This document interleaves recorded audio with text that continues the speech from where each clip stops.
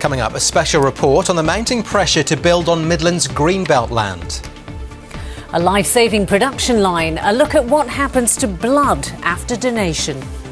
And as the World Cup kicks off, the boy known as Brumzillion shows off his silky skills. Join us at 6. Coming up, fears of a salmonella outbreak in Birmingham after the bug closes wards at Heartlands Hospital. Details next. 1 hour and counting then until it all kicks off. Our World Cup coverage starts right after the ITV News.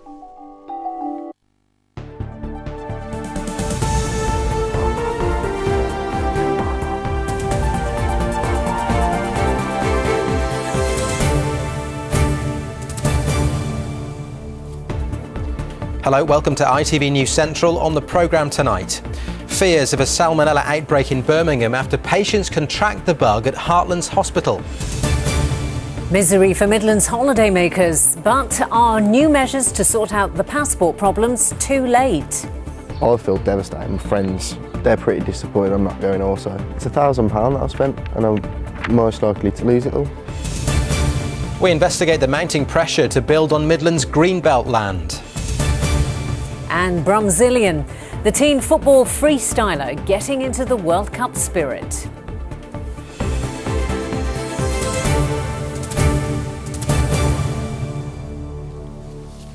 Good evening. There's concern tonight that there's an outbreak of salmonella in Birmingham and it's spreading. 23 people have got the bug, 8 are in hospital. Some of those are hospital staff, and it's thought the bug might have been brought in by someone from outside. But the authorities now say this might be the start of an outbreak in the city. Our correspondent Mark Goff is in the newsroom with the latest details. Yeah, well, at 9 o'clock this morning, Heartlands Hospital said that 20 people had tested positive. That figure's now gone up to 23, and 4 of those are members of staff who've caught the bug.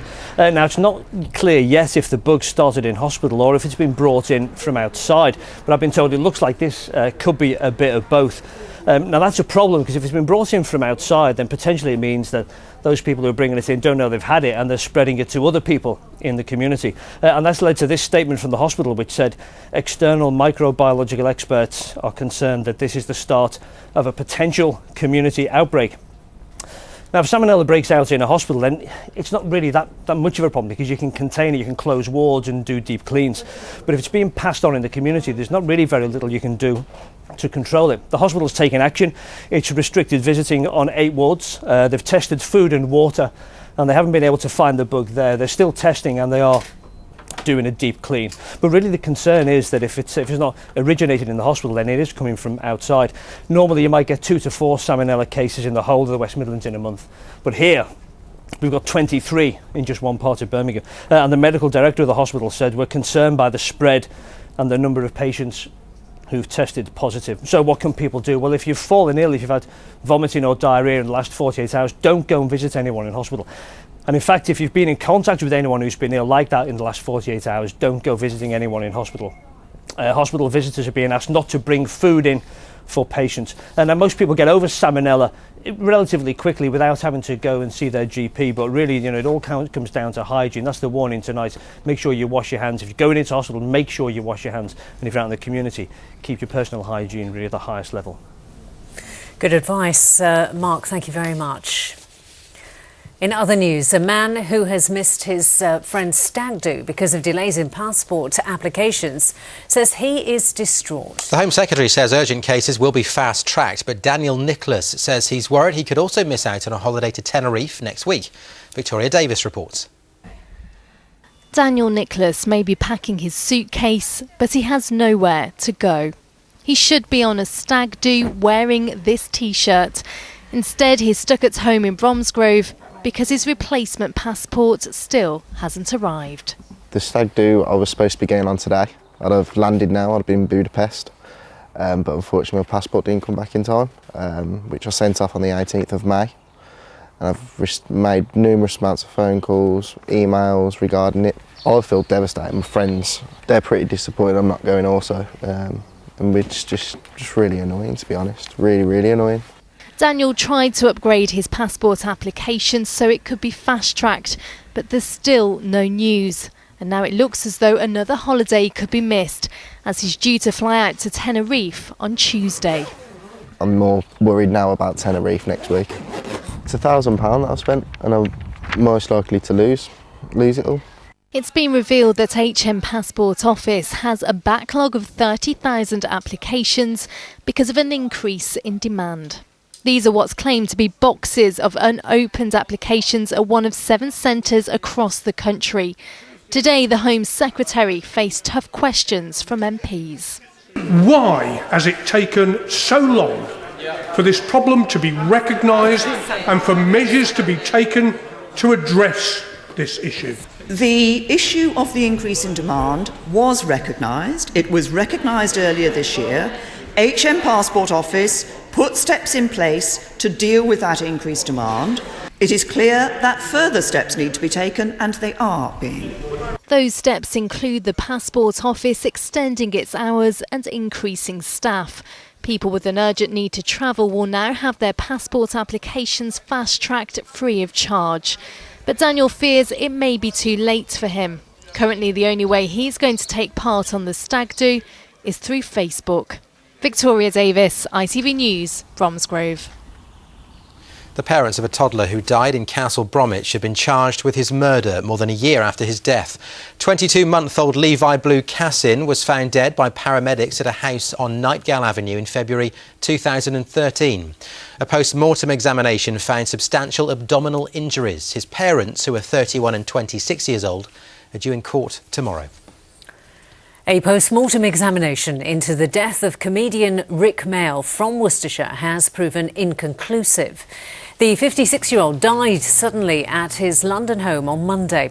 Further tests will now be carried out. The news comes as Mail's World Cup song from 2010 continues to climb the charts after a campaign to get it to #1 by his fans. Firefighters were called to a burning bus in Coventry just 20 minutes after a national strike over pensions began. Crews were called to a double-decker that had burst into flames near Warwick University. Nobody was hurt. Stagecoach says it's too early to say what caused it, but it's thought it started in the engine compartment. A man sentenced to life in prison for murdering 2 Midlands tourists has begun an appeal in Florida. James Cooper from Warwickshire and his friend James Cousaris were shot in a rundown area of Sarasota while on holiday in 2011. Sean Tyson was convicted for the killings, but he wants his conviction overturned or for his sentence to be reviewed on the grounds that he was only 16 at the time. The funeral has taken place of a 12-year-old girl from Leicester who left secret messages for her family to find after her death. Athena Orchard from New Parks in Leicester wrote the words on the back of her bedroom mirror while fighting cancer. Her parents only discovered them after she died. Mourners who attended her funeral were asked to wear purple, her favourite colour. Many people agree that there is a dire shortage of houses in this country, and what's hotly debated is where we should build the new ones. Well, more and more councils in the Midlands are facing pressure to allow house building on the green belt countryside designed to check the spread of urban areas. Our correspondent Peter Bean has this special report. Our population is growing and getting older, and we all need a roof over our heads. The question is, where are we going to put everyone? For 60 years, we've surrounded our towns and cities with the Green Belt, a ring of countryside designed to control urban sprawl. But the huge need for new housing is putting it under pressure like never before.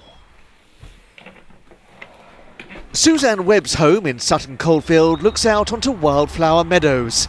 It's Green Belt land on the edge of Birmingham, but perhaps not for much longer. The City Council has earmarked it as a potential site for future development. There could be as many as 6,000 new homes and an 80-hectare employment zone. There is the view aspect, of course, and as you can see, it's quite stunning. But there's a desecration of what's actually agricultural land as well. And more importantly, there's actually only 15% greenbelt remaining actually in Birmingham. And so that's an important issue. It's important to conserve what little we have remaining. There have been hundreds of objections from local residents. They say it will ruin the character of an area which is home to several listed buildings. Well, looking down the valley there, the hedge line is the A38. So the whole of the area we see here and round the corner is allocated for housing. David Cook lives in the nearby village of Warmley and believes it would be the death knell for the community. I think it'll kill it. I think it'll kill the community spirit. It'll swamp it. You're going to probably double the size of the residents or the resident occupation. So you can imagine how many cars that's going to generate and the effect on the local highway system. Could Warmley cope?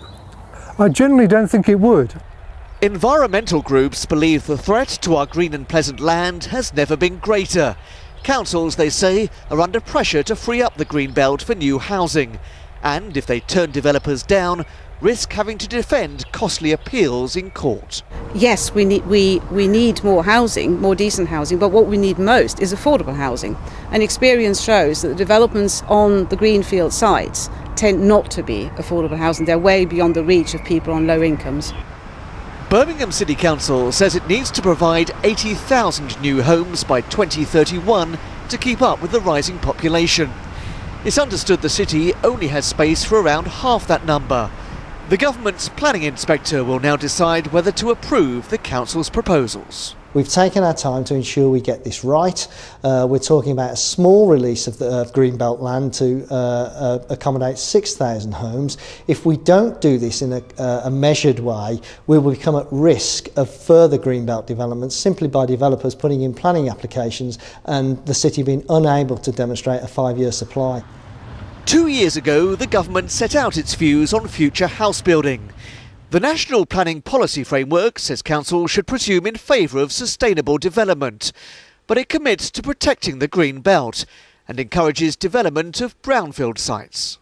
Under government guidelines, greenbelt land can only be built on in very special circumstances.